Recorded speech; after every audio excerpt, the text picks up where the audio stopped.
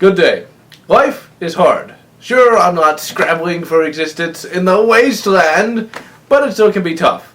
In fact, a few years ago, I was horrifically depressed, and I ended up hating a lot of stuff that I liked.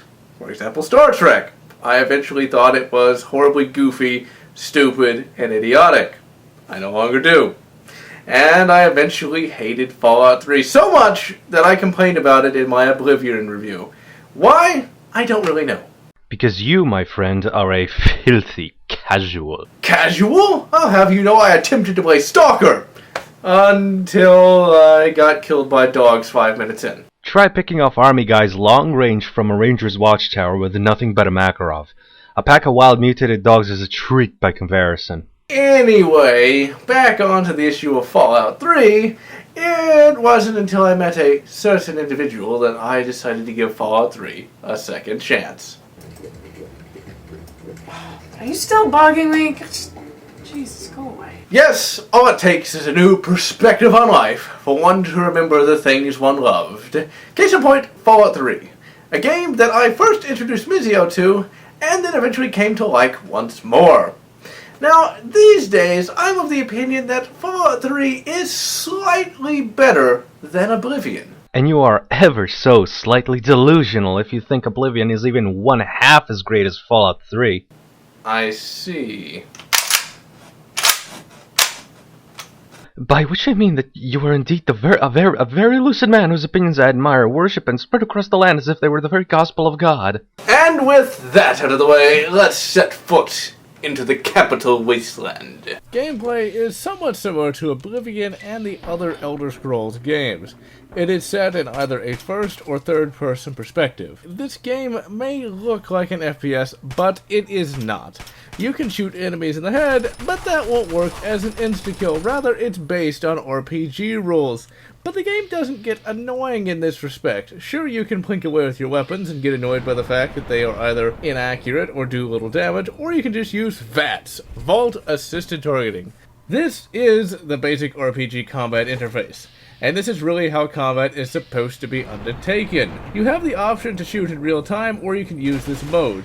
And if you use this mode, it is a lot less annoying. Basically, when you go into VATS, the game stops, and you can target individual enemies, and you can target their various bits. Each bit has a percentage of likeliness that you will hit. Now, each action takes action points, of which you have a finite amount. So basically, you target enemies, select where you want to hit them, and then let fly.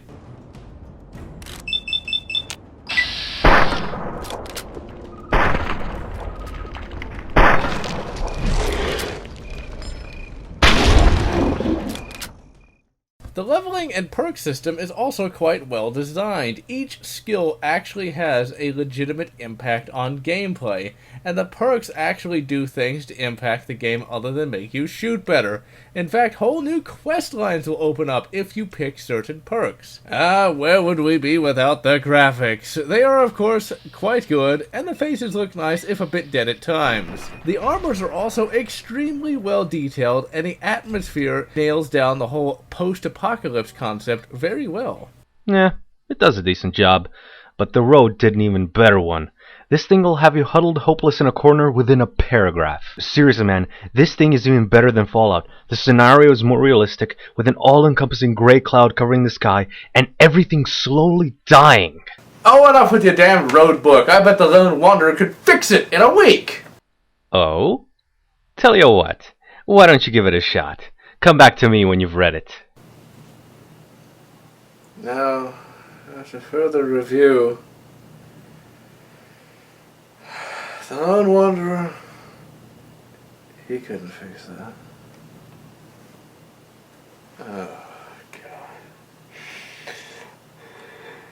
Anyway, depression aside, the voice acting in Fallout 3, while not amazing, is still pretty damn good. And unlike in Oblivion, the best voice actor in the game actually is a major character, and you can interact with him more than once. Now, prior to Fallout 3, the only RPGs I had ever played were BioWare and Obsidian ones, so I had been used to good voice acting, really immersive voice acting. And when I got to Fallout 3, I was not surprised by the voice acting. It was just routine, immersive voice acting. Every bit as high quality as the voice acting scene in BioWare and Obsidian games. Quite a far cry from the voice acting in Oblivion. Where Fallout 3 really shines is the story. It is really quite exceptional, to say the least. Oblivion, and by extension the other Elder Scrolls games, have always been focused on gameplay over story. Here, we get to have both. There is a huge amount to do in the Capital Wasteland. Plenty of places to explore and factions to help. This game never gets boring, and there's always a new challenge on the horizon. The quests for the game have a good deal of interaction from the player, and you don't just have the option of saying yes or no. Rather, if you have high enough points in certain categories, you can have different dialogue options. Once again, coming from BioWare and Obsidian games, I was not disappointed in the slightest with the conversations in Fallout 3. You usually have something decent to say no matter what. But dialogue options only come up if you put enough points into certain skills. So sometimes you can end up having to say some really boneheaded things if you haven't put the right number of points in the right skill. The story actually starts up in a somewhat unique way. You are literally born and go through several life stages until that fateful day when you leave the vault.